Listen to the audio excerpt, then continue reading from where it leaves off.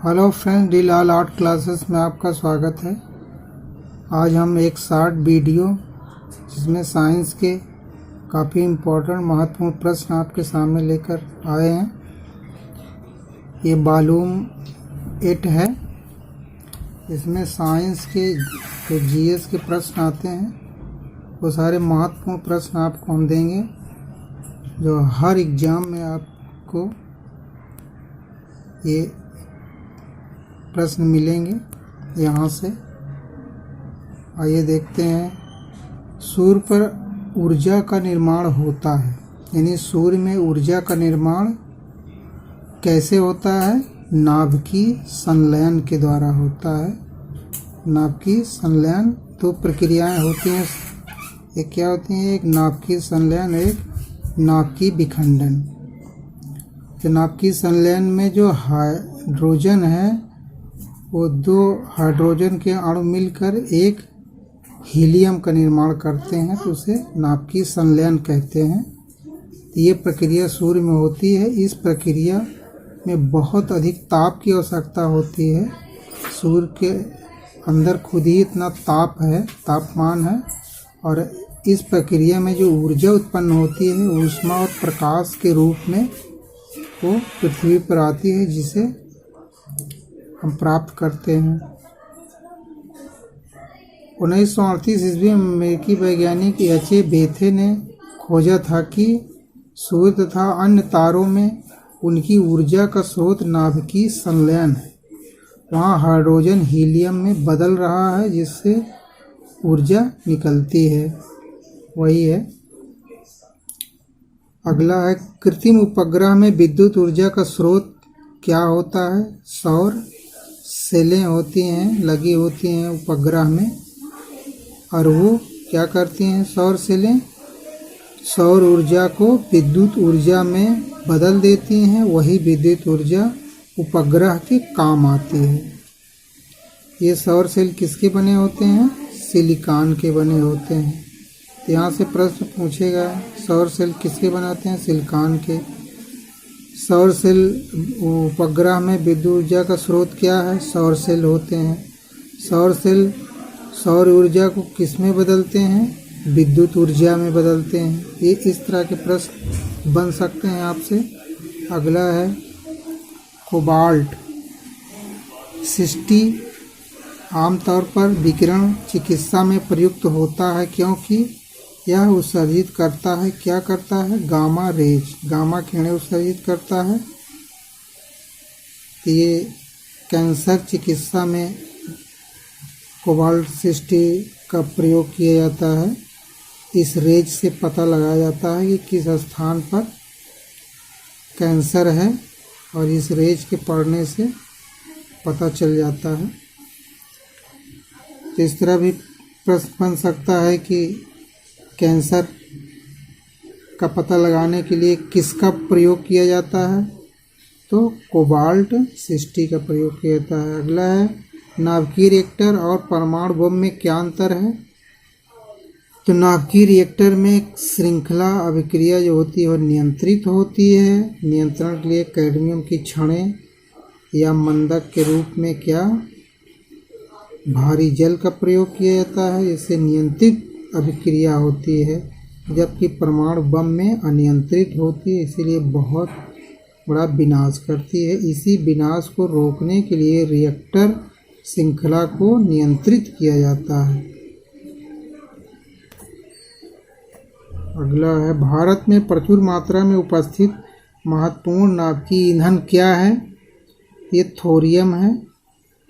Thorium पाया जाता है। थोरियम का किस खनिज पाया जाता है? मोनाजाइट में। ये कहाँ मोनाजाइट पाए जाते हैं? थोरियम। मोनाजाइट के प्राप्ति जो स्थल हैं वो कहाँ? केरल, तमिलनाडु, आंध्र प्रदेश, राजस्थान, यहाँ पर पाया जाता है। केरल के बालू में मोनाजाइट पाया जाता है, उसमें थोरियम जो है उपस्थित होता है। नाभिकीय पदार्थ है, नाभिकीय ईंधन के रूप में इसका प्रयोग किया जाता है। अगला है, परमाणु बम का सिद्धांत आधारित है किस पर? नाभिकीय विखंडन पर आधारित है। दो प्रक्रिया होती है, नाभिकीय विखंडन एक नाभिकीय संलयन। ये नाभिकीय विखंडन पर आधारित है। नाभिक का विखंडन होता है, इसमें अपार ऊर्जा निकलती है, ऊर्जा नियंत्रित नहीं हो सकती है, इसीलिए बहुत बड़ा विस्फोट और विनाश होता है। अगला हाइड्रोजन बम किस सिद्धांत पर आधारित है?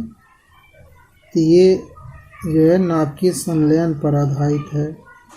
हाइड्रोजन बम उससे भी परमाणु बम से ज़्यादा घातक और तीव्र है। ये किस पर आधारित है? नाभिकीय संलयन पर। ये चेन ऐसी बनती है कि जल्दी ख़त्म ही नहीं होती है और काफ़ी विनाश होता है।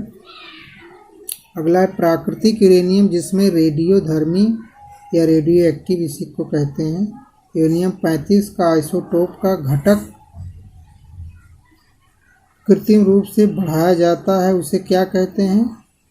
जिसमें आइसोटोप का घटक कृत्रिम रूप से बढ़ाया जाए उसे क्या कहते हैं? समृद्ध यूरेनियम बोलते हैं। समृद्ध यूरेनियम ये आइसोटोप हैं रेडियोधर्मी यूरेनियम के 235 और 238, जो नाभिकीय भट्ठी में इस्तेमाल होता है और इससे क्या विद्युत ऊर्जा उत्पन्न की जाती है।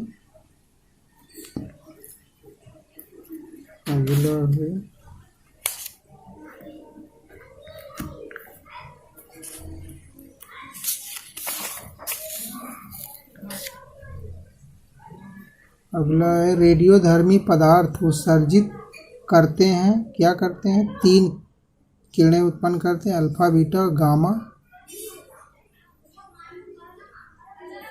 ये उत्पन्न करते हैं। अगला है भारत का प्रथम परमाणु संयंत्र कौन सा है? तारापुर, जो मुंबई में है। 69 में 1900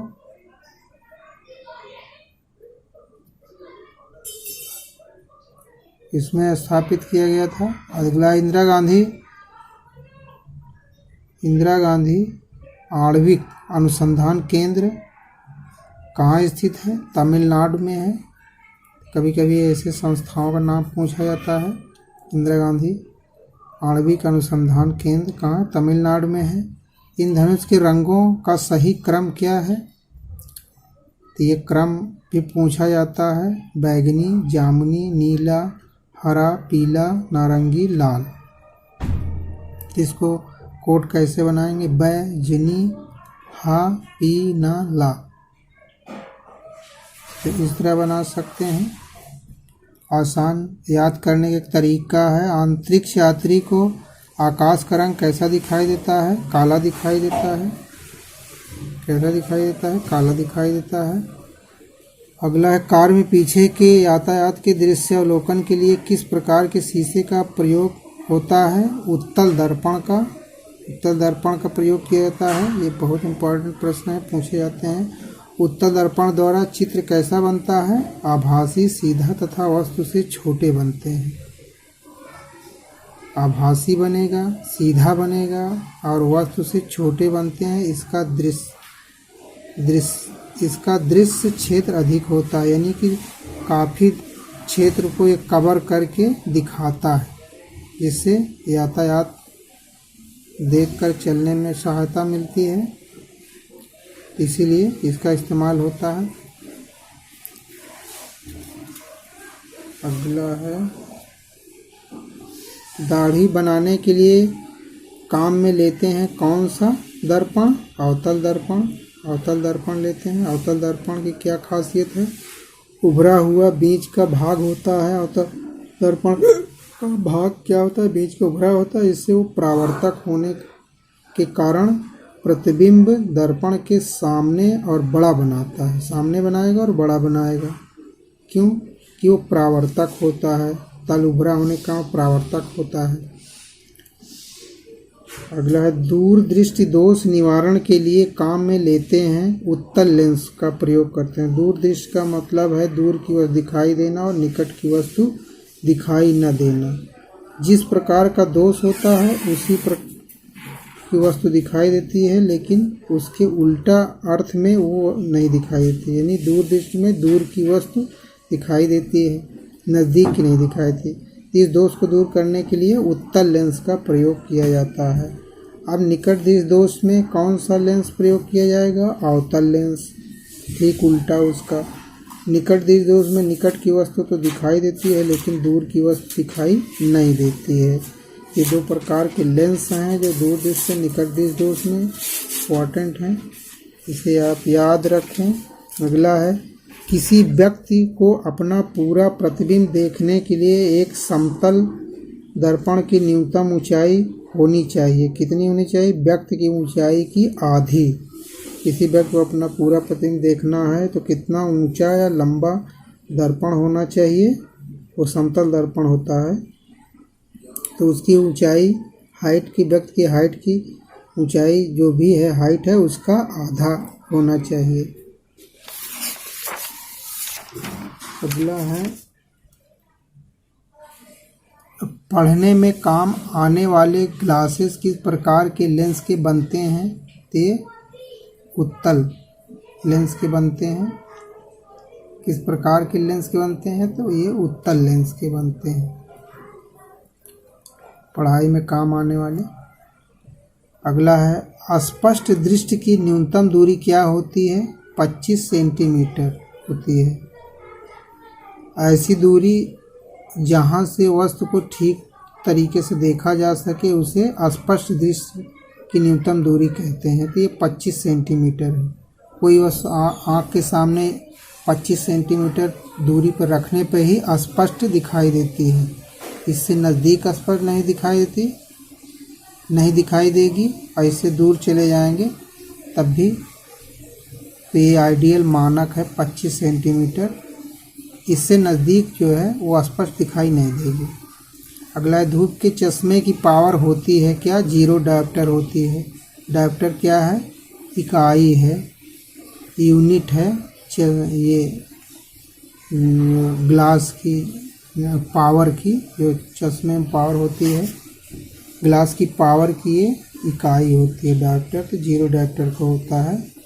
एक रंगीन टेलीविज़न में 3 आधारभूत रंगों के मिश्रण से रंग बनते हैं। ये हैं कौन? लाल, हरा, नीला। ये 3 रंग हैं मूल रंग।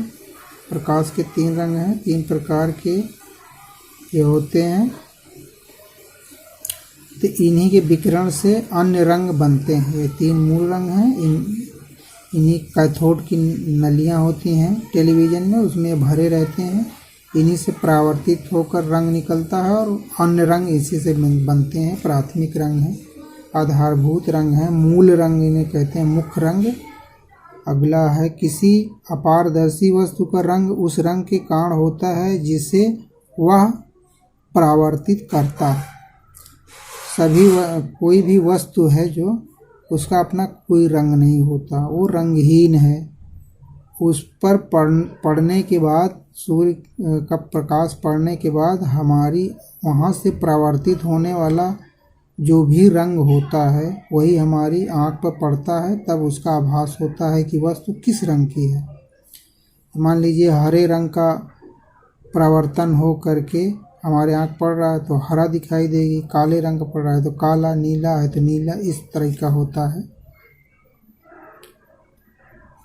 तो बस फ्रेंड्स, आज यहीं तक। ये शॉर्ट वीडियो है, इसमें इम्पोर्टेंट लगभग 25 प्रश्न आपको इम्पोर्टेंट हैं हमने दिया है, और ये काफ़ी इम्पोर्टेंट हैं। साइंस में या फिजिक्स के क्वेश्चन जो आते हैं जीके में, वो कहा कोई भी वनडे, ट्यूसडे, हर जगह इस तरह के प्रश्न आते हैं, तो उनकी वजह से काफ़ी महत्वपूर्ण है। तो जो टीजीटी जीआईसी का जीएस होता है वहाँ भी प्रश्न पूछे जाते हैं, इसी तरीके का प्रश्न आता है। तो ये बस इसको पढ़ें। अगर वीडियो अच्छी लगे तो आप इसे सब्सक्राइब कर दें, शेयर कर दें, ताकि और लोग इसे देख सकें, हमारा हौसला और बढ़े अच्छी वीडियो बनाने का। Thanks for watching. मिलते हैं नेक्स्ट वीडियो में।